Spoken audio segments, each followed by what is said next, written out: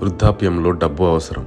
ఎందుకంటే నువ్వు వెల్లికిలా పడుకొని ఆకాశం వైపు చూస్తూ ఉంటావు. గగనం నిండా ఎన్నో నక్షత్రాలు క్రమక్రమంగా ఒక్కొక్కటి మాయమైపోతూ ఉంటాయి.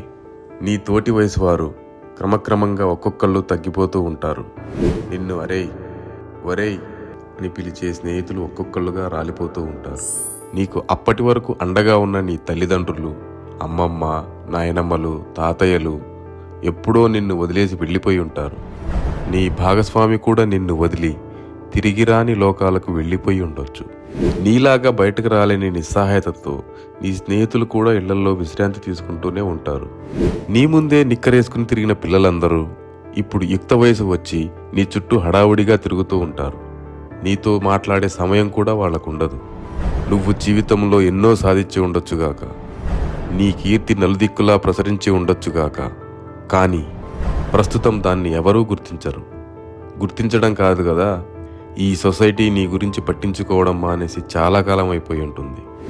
నీలాంటి వృద్ధుడు ఎవరో నీకు అప్పుడప్పుడు ఫోన్ చేసి తన ఇంట్లో అవస్థ చెప్పుకుంటూ ఉంటాడు. నీ అమూల్యమైన అభిప్రాయాల్ని చెప్పుకోవడానికి ఓ శ్రోత ఈ ప్రపంచంలో దొరికిన సంతోషం నిన్ను ఉబ్బి తబ్బిబ్బు చేస్తుంది. అర్ధరాత్రి ఏ నొప్పితోనూ నీకు మెలకువ వస్తుంది. పక్క గదిలోని వారికి నిద్రాభంగం చెయ్యాలా వద్దా అన్న ఆలోచనతోనే తెల్లవారుతుంది. మంచం మీద గంటల తరబడి, రోజుల తరబడి పనుకోవడం నీకు దినచర్య అవుతుంది. పుట్టిన కొత్తలో నెలల తరబడి పక్క మీద శిశువు కదలకుండా ఎలా అయితే ఉంటుందో తిరిగి అదే స్థితి నీకు సంభవిస్తుంది. కానీ ఒక్కటే తేడా, అదేంటంటే చిన్నప్పుడు ఆలనాపాలనా చూసుకోవడానికి తల్లి ఉంది, ఇప్పుడు ఎవ్వరూ లేరు. అప్పుడప్పుడు వచ్చి పలకరించే కూతురు, తప్పదన్నట్లు సేవ చేసే కోడలు. నీ అదృష్టం బాలేకపోతే అనాథాశ్రమంలో వారు కూడా ఉండరు. నువ్వు కొద్దిగా ఎక్కువ తిన్నా, అసలు తినకపోయినా మెడిసిన్ చదివిన డాక్టర్లలా నీ పిల్లలు నీకు సలహాలు ఇస్తూ ఉంటారు. ఒళ్ళు వెచ్చబడితే చలిలో తిరిగావని, జలుబు చేస్తే చన్నీళ్ళ స్నానం చేసావని, కాళ్ళు నొప్పులు పెడితే గుడికెందుకు వెళ్ళావని నిన్ను మందలిస్తూ ఉంటారు. పొద్దున్నే లేచేసరికి అకస్మాత్తుగా ఏ జలుబో కీళ్ల నొప్పులో ప్రారంభమవుతాయి. బాత్రూంలో పడడం, కాళ్ళు విరగడం, జ్ఞాపక శక్తి నశించడం, ఆసుపత్రికి వెళ్ళినప్పుడు డాక్టర్ చాలా క్యాజువల్గా నీకు క్యాన్సర్ అని చెప్పడం మొదలైనవన్నీ నీ జీవితంలో భాగమైపోతాయి.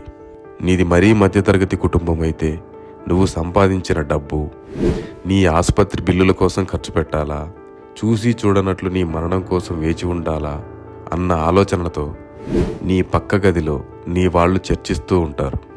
ఇవి వినడానికి చేదుగా ఉన్న పచ్చి నిజాలు. ఇలా ఎందుకు జరుగుతుంది? ఇది కలియుగం కాబట్టి.